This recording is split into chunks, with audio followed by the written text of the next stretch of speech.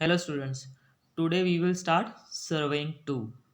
As you studying in first surveying 1, that's a different thing, and in this surveying 2 you will learn different thing like contouring, theodolite, tachometric surveying, curves, and introduction of basic uses of modern surveying equipment and techniques.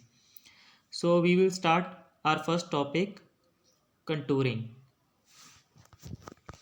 So definition of contouring is the process of tracing contour lines with the help of reduced level on the surface of the ground is known as contouring. अगर हम कोई भी tracing करते हैं with contour line की, मान लीजिए हम दो हमारे पास रिड्यूस लेवल हैं, वो भी सेम लेवल के, जैसे कि फॉर एग्जांपल ए पर भी 260 है और बी पर भी 260 है, तो ये हमारा बन गया कंटूर। अगर हम इसी को प्लॉट करते हैं मैप पर तो वो हो जाती है कंटूरिंग और कंटूर मैप। जैसे कि नेक्स्ट लाइन में मैंने बताया, the map upon which only contour lines are shown is precisely known as contour map. अब definition of contour, a contour line is imaginary line on the topographic map that joins all points of the same elevation. As I told you, contouring and contour are just the same, but we will talk like for example, अगर हम map पर बनाते हैं तो वो हो गया हमारा कंटूर मैप, कंटूरिंग भी उसे बोल सकते हैं। और कंटूर क्या हो गया कि हमें दो दो डिफरेंट आर एल है हमारे पास, रिड्यूस लेवल हैं, तो दोनों का हमें लेवल पता है। अगर हम उन इमेजिनरी लाइन है, ये भी इमेजिनरी लाइन है, वो भी, हम दोनों को जोड़ते हैं तो वो हो गया contouring. Next is contour interval and horizontal equivalent. That basically it is a difference between both. First is vertical, it is based on the vertical level, ये वर्टिकल लेवल पर डिपेंड करता है। And second point is no measurement or scaling is required since the contour level are indicate on the contour line. इसमें कोई scaling और measurement की ज़रूरत नहीं पड़ती, just because we have to see the level in. And third point is in a given map the contour interval is constant. इसमें जो भी कंटूर इंटरवल होता है कांस्टेंट होता है just because of level. And in as in horizontal it represent the horizontal distance, ये horizontal distance बताता है। And second point is the distance must be measured on the map and converted to actual distance be multiply with the scale of the map.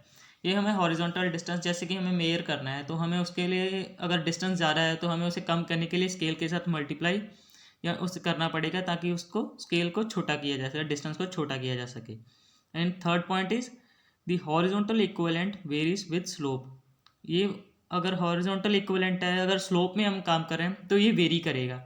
तो closer distance indicate steep slope, अगर closer distance होगा तो वो मान ली आपकी steep slope होगी, ये हमेशा याद रखिएगा। And wider distance is gentle slope. Next is these are example.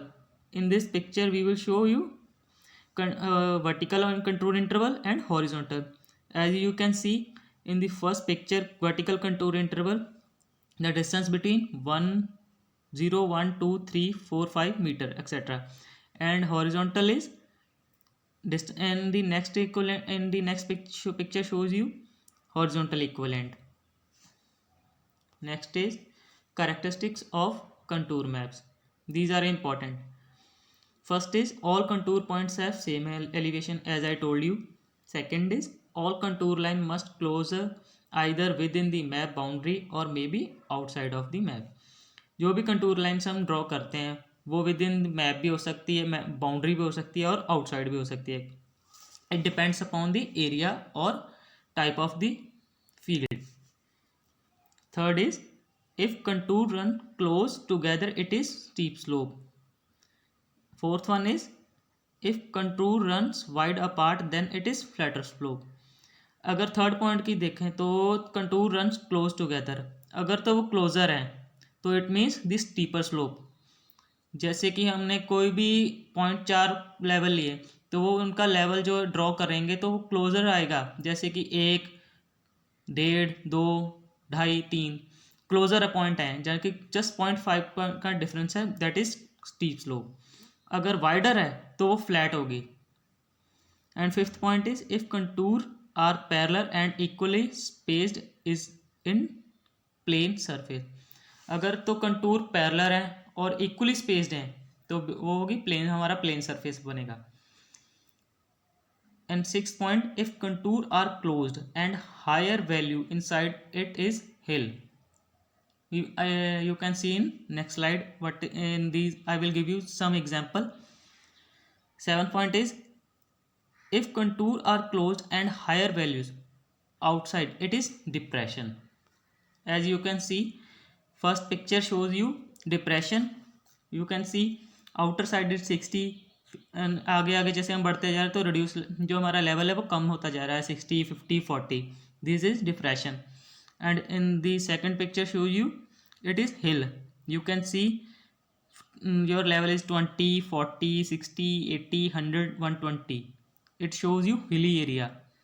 You have to remember this point. Next slide is methods of contouring. There are mainly two types of method of locating contours. Basically, first is indirect further divided by two types. First is vertical and second is horizontal method. And second method is indirect method.